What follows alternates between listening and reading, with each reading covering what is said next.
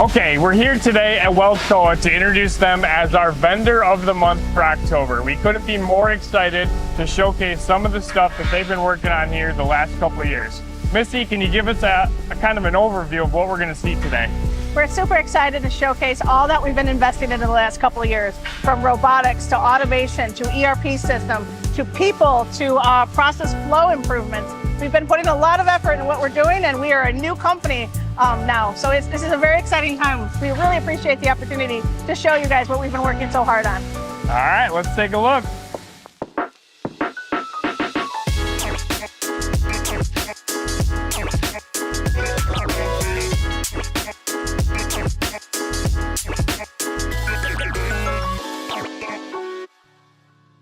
Hi, welcome to Weldcoa. I'm Hector Villarreal, president of the company.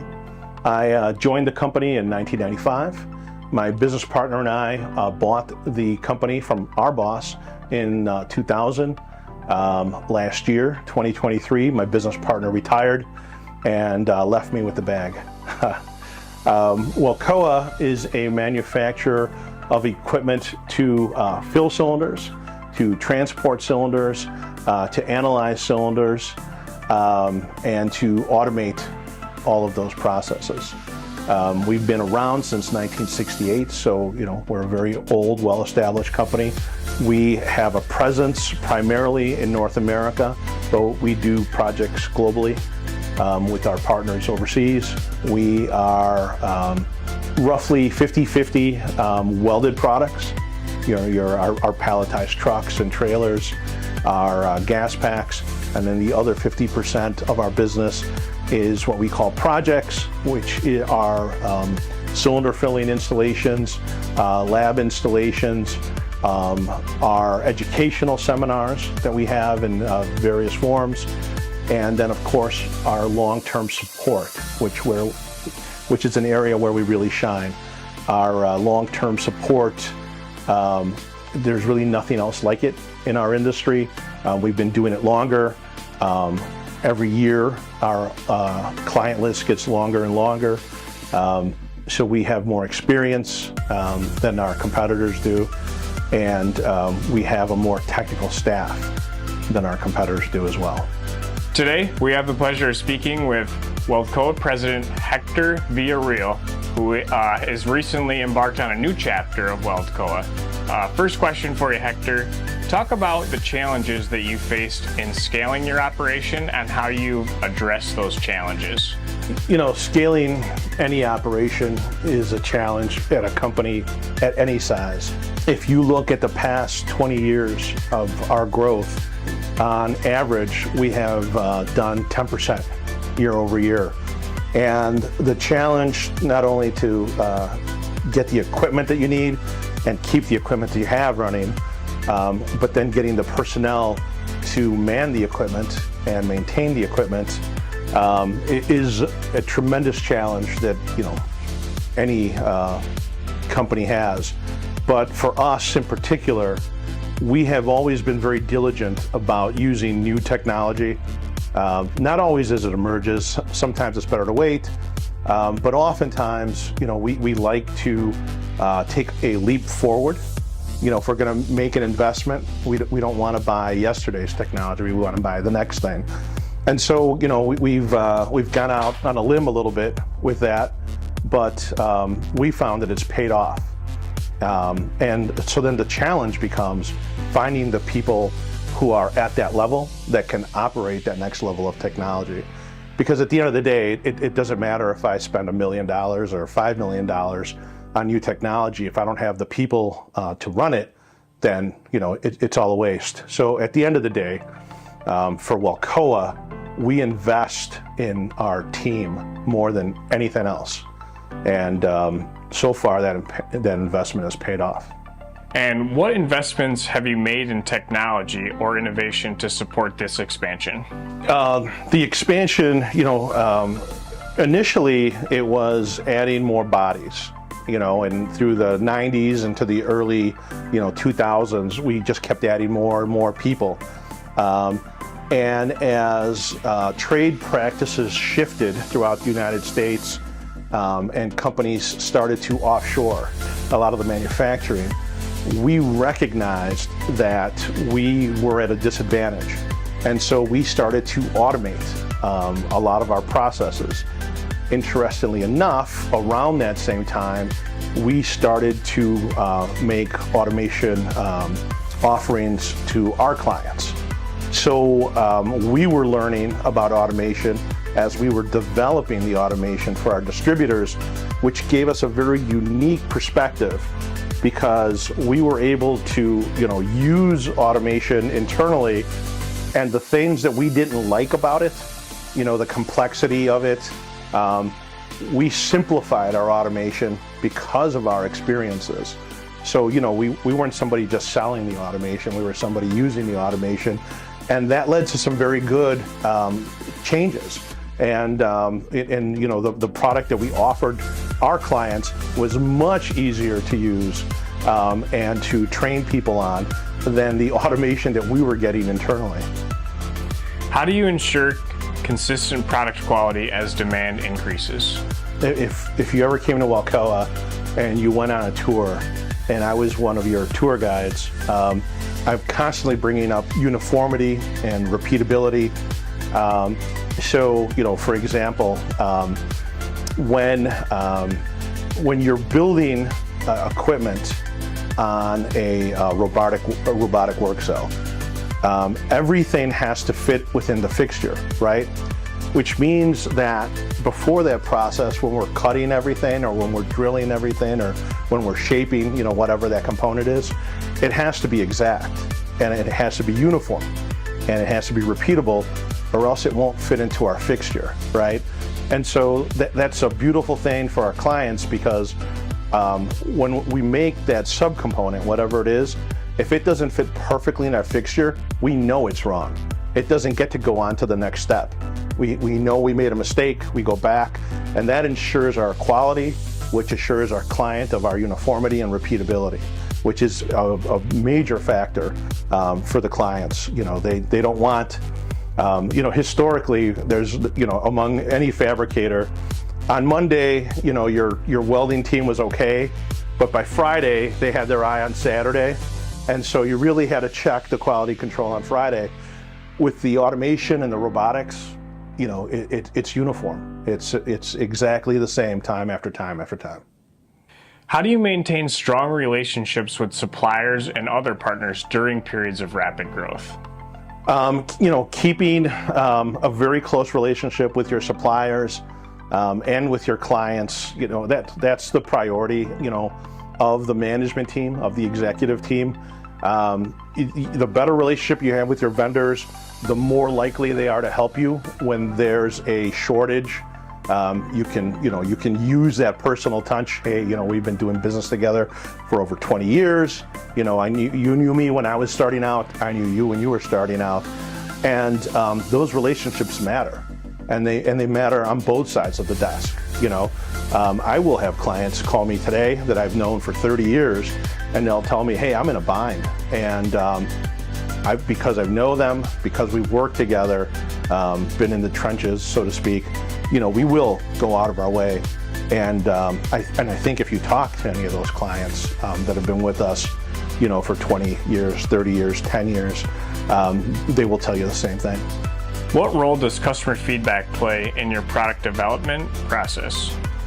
Every company claims that they listen to their clients, but at Weldcoa, we really do pay attention to our clients, because they are the R&D point, 0 point. They're where everything starts.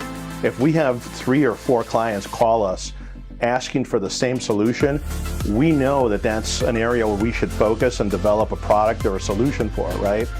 So, we don't wake up in the morning and come into the office and say, hey, what are we going to invent today? What are we going to, improve today? We're answering the client's calls and emails. We're on site. We're watching how they work with our equipment. And when they tell us that there's a need, we listen and we develop a new product for it. So yeah, communication with our clients is there wouldn't be a Weldcoa without that. How do you incorporate cutting-edge technologies such as automation and AI into your manufacturing process? Because of the customer feedback, we have developed offerings in areas that I never thought we would.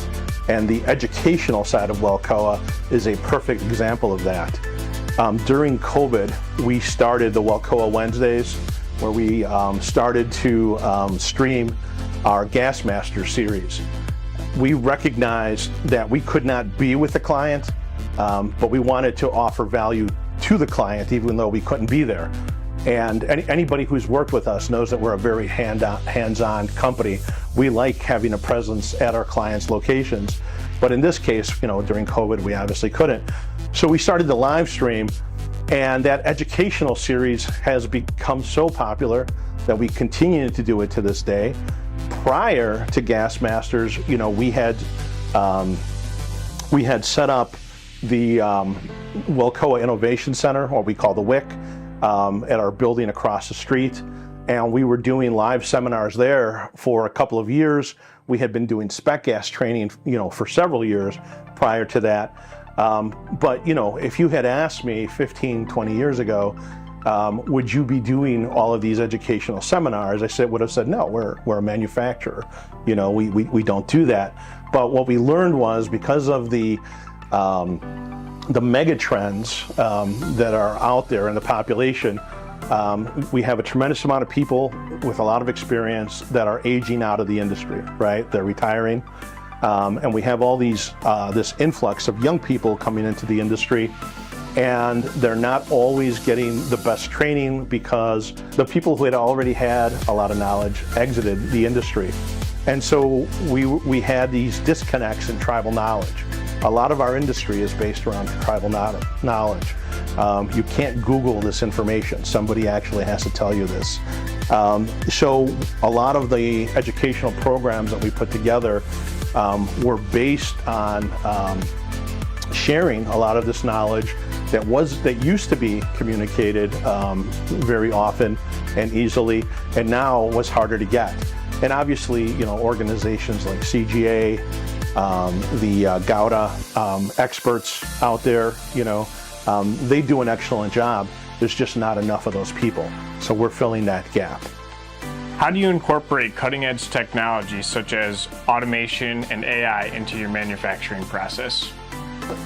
Keeping up with technology and, the artificial intelligence wave is something that's a priority to us because, one, we want our management team to be able to use the new tools that have become available in artificial intelligence. Because I'm a technology nerd, I recognize that, this AI term has kind of been cheapened. It's basically just a really, really smart algorithm that's crunching a lot of data, but it's doing some miraculous things, and we would be amiss if we weren't taking advantage of this. So we have been sharing a lot of information on different tools to use in AI. On the automated side, our system, based on what we call AI today, has been using AI for a long, long time. There is a very sophisticated algorithm that's used in our automated processing system, so that every time that it tries to fill a particular recipe in a cylinder, every time that it does it, it improves.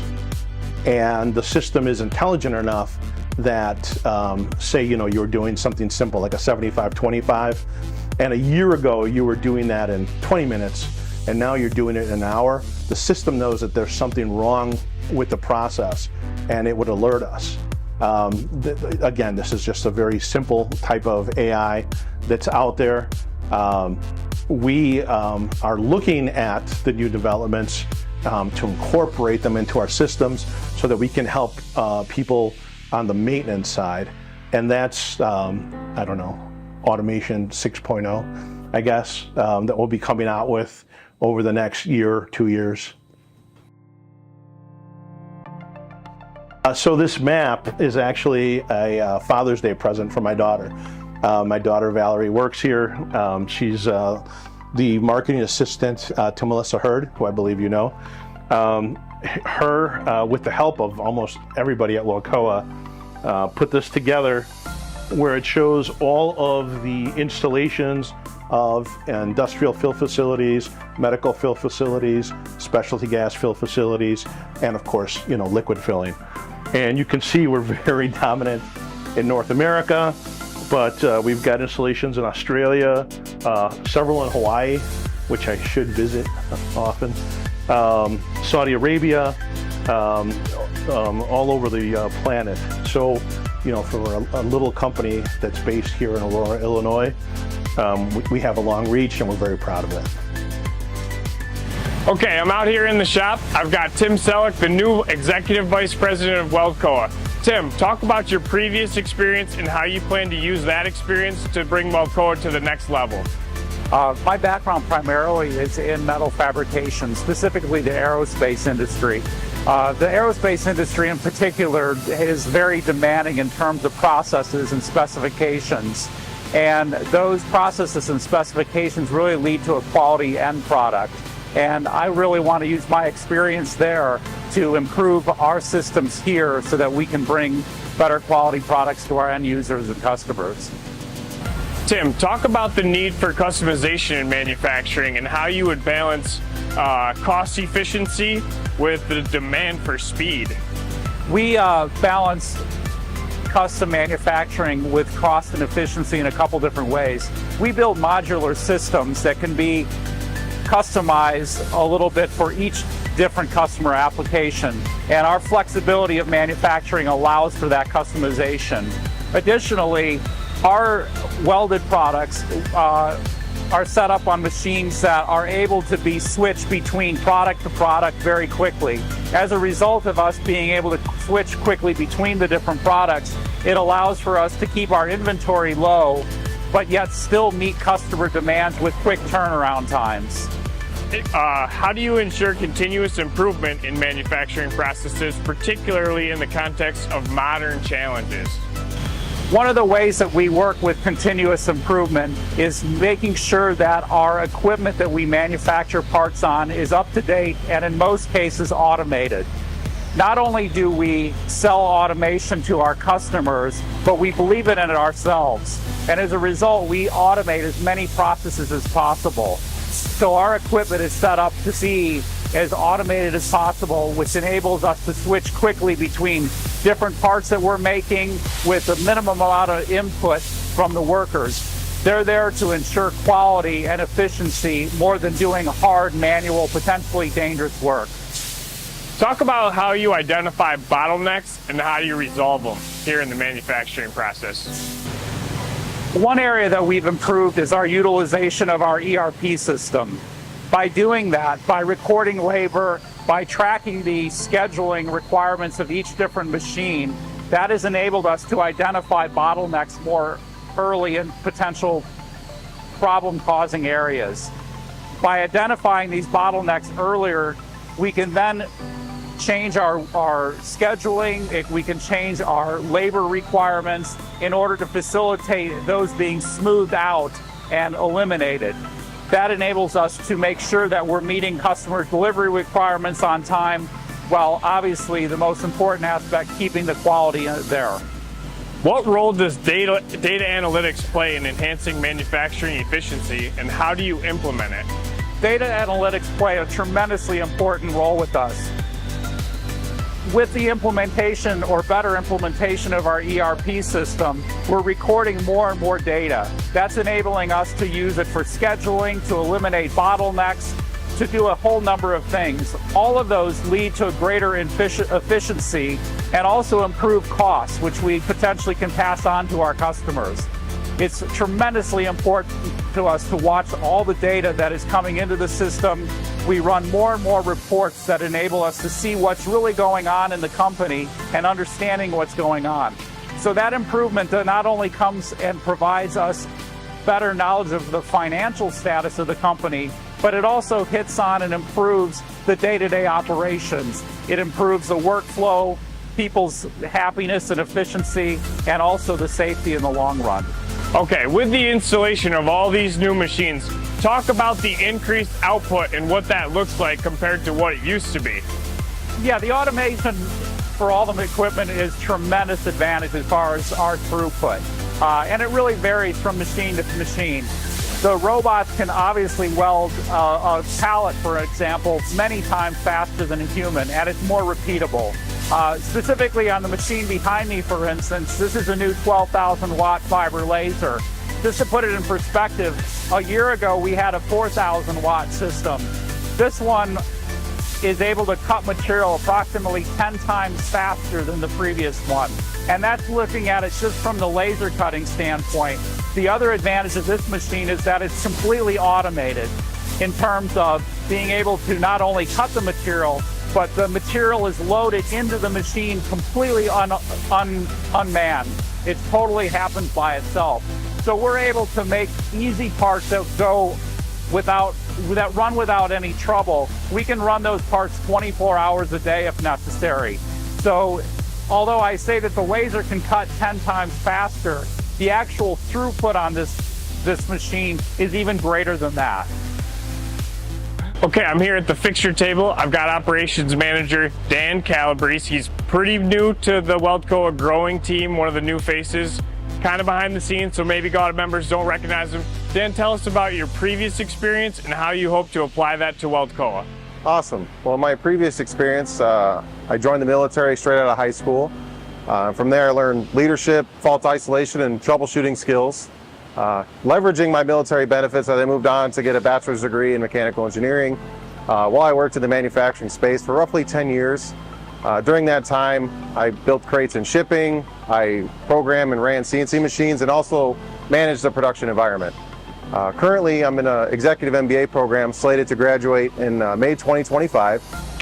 And with those skills, I'm going to develop my business acumen further, and that should help me help Weldcoa make high-end business decisions. Okay, one of the many investments that Weldcoa has recently made is this fixture table. Dan, tell us about the fixture table and how it's going to help Weldcoa's operation. Well, the reason for the fixture table is that experienced welders or fabricators are hard to come by these days, and their skill set requires them to utilize hand tools to square and plumb their weldments together. The only barrier to entry with a fixture table like this is the ability to lay a bead. So this will help us with new hires, memorializing tribal knowledge, and the driving force behind it is the precision will give us much more high-end products for production and R&D environment, and it'll also put a foot in the door to get some cobots in relation to our other robotic welders. It's the right technology for today and for tomorrow. What is the most crucial challenge that you think that you'll face in your new role here at Weldcoa?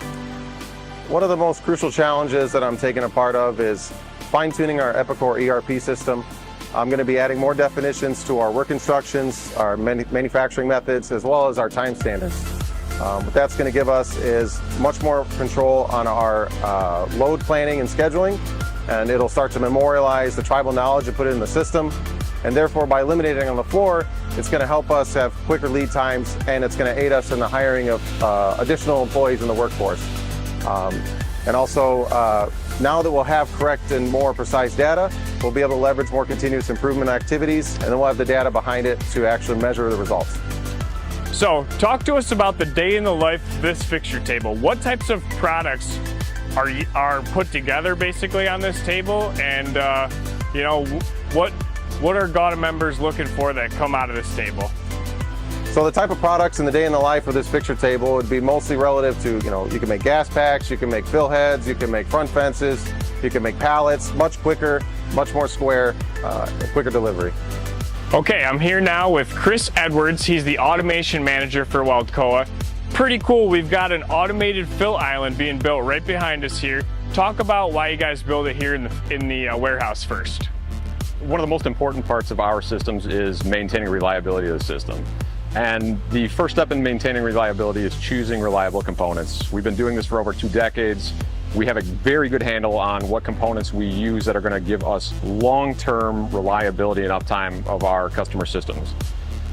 After choosing the right components, we're controlling every part of the design, build, and installation, implementation of our automated systems. So we are doing the building of the control enclosures, we're doing the programming of the PLCs, we're designing the HMIs, We're marrying that all together with what you see behind me with our mechanical portion and our steel. Having this much control of the entire process helps us to ensure that we have a high reliability of our systems.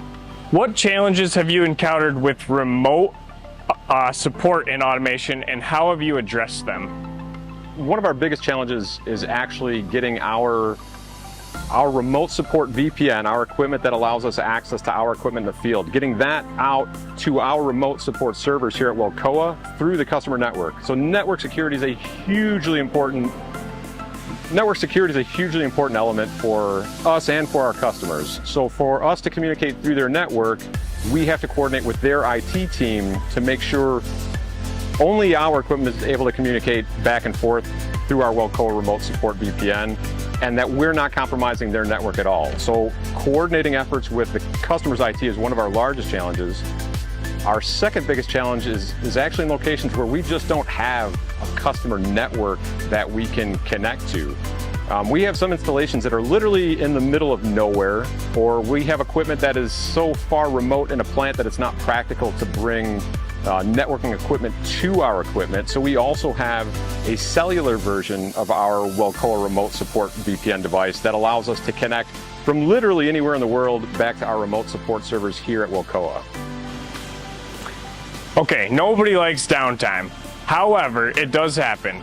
If a plant were to break down and go down, how do you guys handle that with your remote automation?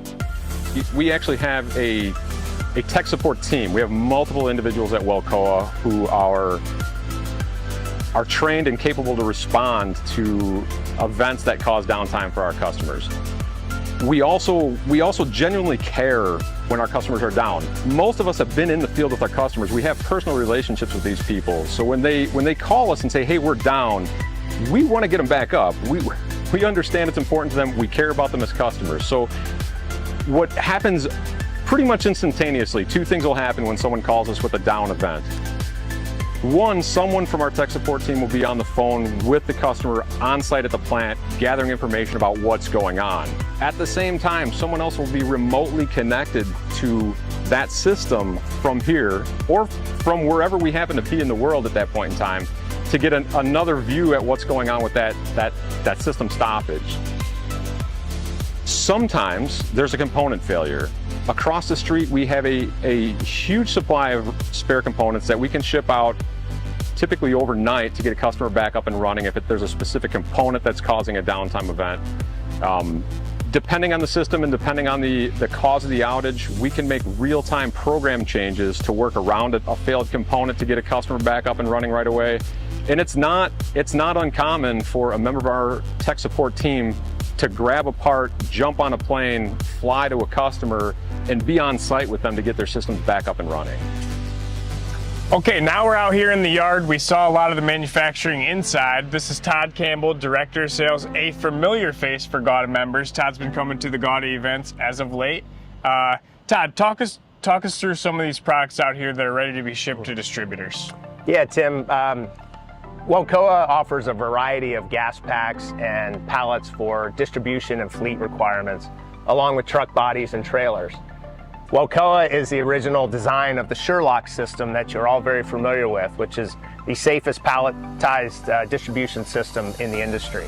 With 3 points of locking design, we can show you examples on the website of how the system works. Accompanied with our gas packs in the fleet, we have various options, from extremely robust to more economical pedestal style, low pro classic gas pack frames in 6, 12, even 16, and adaptable to 18 hood pallets with our Sherlock system. Some of the inherent advantages with our gas packs come from the process and automation side that we are so good at with the fill plant systems that you've all come to know from Weldcoa. We've taken some of those inherent advantages in automation, put them into our own manufacturing to make all of these products safer, more reliable, and more consistent for your distribution of your high pressure gas cylinders each and every day down the highway. Cool. And from the standpoint of like if a distributor's trying to decide between micro bulk, do or why a gas pack? It's a great question. If I'm moving one cylinder at a time versus 12 cylinders at a time, I'm inherently very efficient, yet improving on our safety.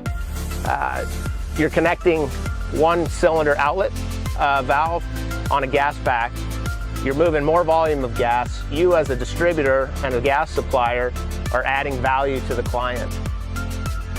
You're able to not only increase revenue when it comes to rent, because you're renting 12 cylinders plus the unit, plus the manifold, all the equipment that they would need. And as we all know, as you hear a lot of our clients say, rent is king in the gas industry. Okay, we've migrated across the street now. We're outside the WIC. Live class going on inside. What is it? The WIC is the Weldcoa Innovation Center. It is a fully functioning fill plant that's got live gas feeding through it with all of our equipment. This gives us the opportunity to teach our staff and our customers and our fellow association partners how to properly operate in a fill plant under a controlled, safe area. Right now we're hosting a specialty gas class. It's to help people learn the basic operations of filling specialty gas. We've seen a really big trend, especially in the last couple of years, of a lot of people who've been in the industry for a good 5, 10, 12 years, who are now taking on new roles or responsibilities. And so they need a little bit more education on what's involved in the process and the operation part of things, and how to safely protect their staff and themselves in that operation. And so we've been providing all different kinds of education from specialty gas, medical, and industrial gas filling. So it's been a really great space for us to teach everyone, where it's away from away from their facilities, and there's not a lot of distractions. And like I said, there's live gas, and so they can do a full fill, or they can do a troubleshooting process without holding up production or putting anybody in harm. And so we love it. We use it all the time, and we hope you come and visit sometime. So, it's great to have them on site. What if they can't come all the way here to Weldcoa? Which is a very common problem in a lot of facilities. No problem at all. Weldcoa offers a Gas Masters. It's a webinar that's held once a month. It's free to all GAWDA distributors, and we go over, it's a 1-hour training where we tackle an operations topic, how to fill gravimetrically by temperature and pressure, why is purity so important, and how can you check it, how can you calculate your liquid gas losses. And so we love doing it. We've been doing it for, since COVID started, so well over 4 years now, and it's been fantastic. A lot of people use it. We have both operations and management types of topics. For instance, Don Renner just did one this week on greenfield projects. There's a lot of people who are just considering expanding their operations, and should we use an existing facility or build something new. And there's a lot with fire codes and how much space you need, and are you going to be doing spec gas on that site. And so we were able just to kind of go over the things you want to consider, the due diligence recommendations that we give before you really dive into that type of project. So both management and operations have gotten a lot out of the service. We love doing it. It shares the knowledge. It's very accessible, and we feel like it's really important. For the more people know, the safer that we all are. So very happy to do it.